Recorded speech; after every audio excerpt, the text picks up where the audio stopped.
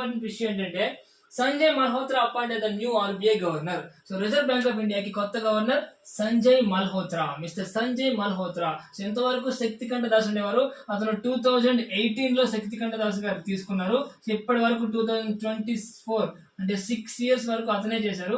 ఇప్పుడు రీసెంట్ గా అతన్ని తీసేసి సంజయ్ మల్హోత్రా ఎప్పటి నుంచి డిసెంబర్ 10th అతని ఎండ్ అయిపోయింది. డిసెంబర్ 11th నుంచి Sanjay Malhotra a seasoned bureaucrat and revenue secretary has been appointed the 26th RBI governor. గుర్తుపెట్టుకోండి, 26th RBI governor Sanjay Malhotra.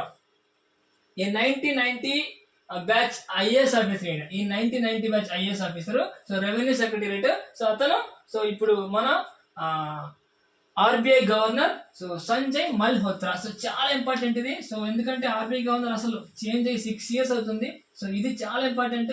Sanjay Malhotra garu new RBI governor, 26th RBI governor. ఇవన్నీ గుర్తుపెట్టుకునే విషయాలు. Okay, next John Mahama retains as the Ghana's president. So Ghana president John Mahama last time president ఓడిపోయారు, మళ్ళీ గెలిచారు. So అతని పేరు John మహమా. అయితే ఘనా అనేది ఒక కంట్రీ. ఘనా క్యాపిటల్ ఏంటి? Accra, currency cedi. So Ghana capital Accra, currency cedi. Okay, so John Mahama is the president of Ghana and capital Accra, currency study. ఇవి important. ఘాన్, what is the capital of Ghana? What is the currency of Ghana అని చెప్పి Ghana.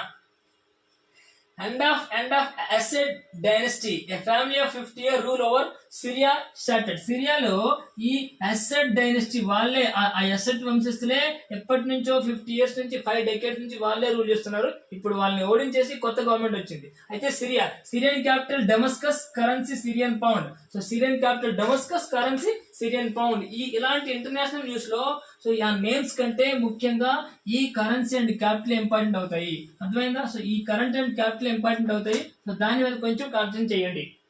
Next Amit Shah unveil Sardar Patel statue in Jodhpur లో ఇంకో Sardar Patel statue పెట్టారు. దాన్ని అమిత్ షా గారు దాన్ని ప్రారంభించారు. జోధ్పూర్ లో ఇంకో సర్దార్ పటేల్ స్టాట్యూ పెట్టారు. Okay, next Indian plan anti drone unit border security. Anti drone unit border security అంటే డ్రోన్స్ తో వచ్చి ఇండియన్ పైన అటాక్ చేసే వాళ్ళకి ఎదిరించడానికి యాంటీ డ్రోన్ సేఫ్టీ సెక్యూరిటీని సో అమిత్ షా గారు నిన్న లాంచ్ చేశారు. చూడండి, యూనియన్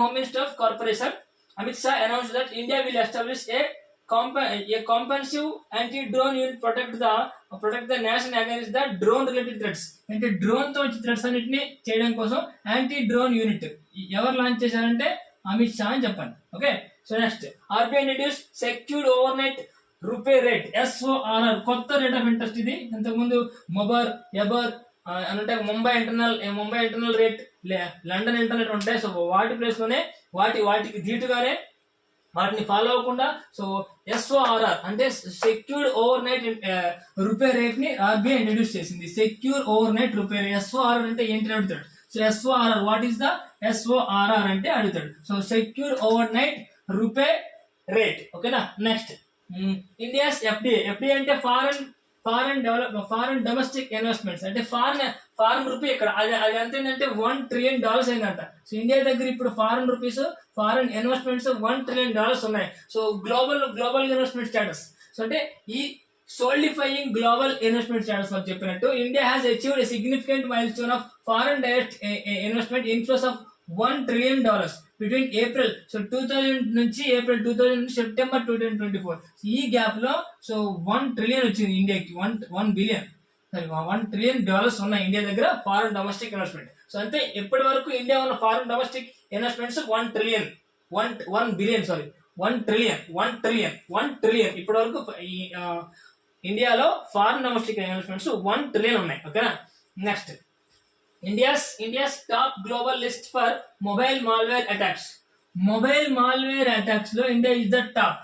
సో అంటే ఈ మొబైల్ మాల్వేర్ ని ఈ జక్లర్ థ్రెట్ ల్యాబ్స్ 2024 సో వీళ్ళకి రిపోర్ట్ ఇస్తారు. సో అంటే వరల్డ్ లో సో ఎక్కువగా మొబైల్ మాల్వేర్ ఎక్కడెక్కడ అవుతుందని అంటే సో ఇండియా అయితే ఫస్ట్ వచ్చింది, second USA and third Canada అంట. సో అయితే ఎన్నాళ్ళు మన ఇండియా థర్డ్ ఉండేది. సో థర్డ్ నుంచి ఫస్ట్ కి వెళ్ళిపోయింది. అంటే ఇండియాలో మాల్వేర్ అటాక్స్ ఎక్కువ అవుతున్నాయి అర్థం. ఇండియాలో మాల్వేర్ అటాక్స్ ఎక్కువ అవుతున్నాయి. ఓకేనా, so second USA, third Canada.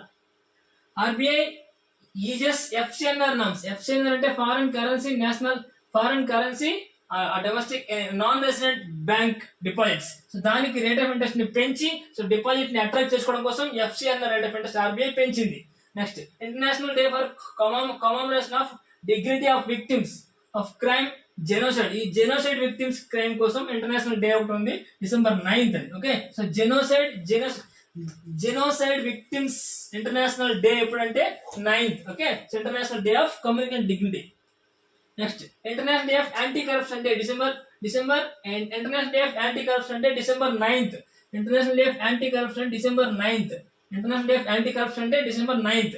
And Bangladesh trims under-19 Asia Cup final beats India by 59 runs. So చూడండి, సో under-19 లో బంగ్లాదేశ్ ఇండియాని బీట్ చేసి గెలిచింది 59 runs తో గెలిచింది. ఓకే, సో ఇండియా వాళ్ళు చేస్ చేయలేక ఆల్అౌట్ అయిపోయారు. 59 runs తో బంగ్లాదేశ్ గెలిచింది. ఇప్పుడు under-19 ఏషియా కప్ ఈసారి బంగ్లాదేశ్కి వచ్చింది. ఇది గుర్తుపెట్టుకోవాలి. Okay, next Norris wins Abu Dhabi GP అంటే grand prix. So Abu Dhabi GP గెలిచింది ఎవరు? నోరిస్. సో ఇలా అన్ని జీపీలు ఉంటాయి, రకరకాల జీపీస్ ఉంటాయి కదా, అందులో అబుదాబి జీపీ నోరిస్ గెలుచుకున్నాడు. And Devajit Saikia appoints as acting secretary of BCCI. బీసీసీఐకి యాక్టింగ్ సెక్రటరీ ఎవరు? BCCI acting secretary Devajit Saikia is the BCCI acting secretary.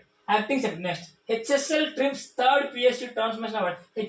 Hindustan ship yard limited third PSU for transmission award. So PSU transmission awards ఉంటాయి. So అందులో HSL కి third వచ్చింది. Okay, so PSL transmission award ఉంది, అందులో HSL కి third వచ్చింది. Okay, next. So thank you friends, ఇవి ఈ రోజు కరెంట్ అఫైర్స్. సో ఈ రోజు కరెంట్ చాలా ఇంపార్టెంట్. ఆర్బీఐ గవర్నర్ మారారు, ఆర్బీఐ కొత్త ఒక రేట్ ఆఫ్ ఇంట్రెస్ట్ ఇంట్రడ్యూస్ చేసింది. చాలా కంట్రీస్ లో గవర్నర్ మారారు. సో ఆ కంట్రీస్ అన్ని క్యాపిటల్ కరెంట్స్ ఇవన్నీ కూడా మనం డైలీ ఫాలో అయ్యి ఒక బుక్ రాసుకొని సో దాన్ని వీక్లీ మంత్లీ రిపీట్ చేసుకుంటుంటే సో మనకి నెక్స్ట్ వచ్చే ఎగ్జామ్స్ అన్నింటిలో మనం ఈజీగా క్రాక్ చేయగలం. Thank you friends, thank you so much.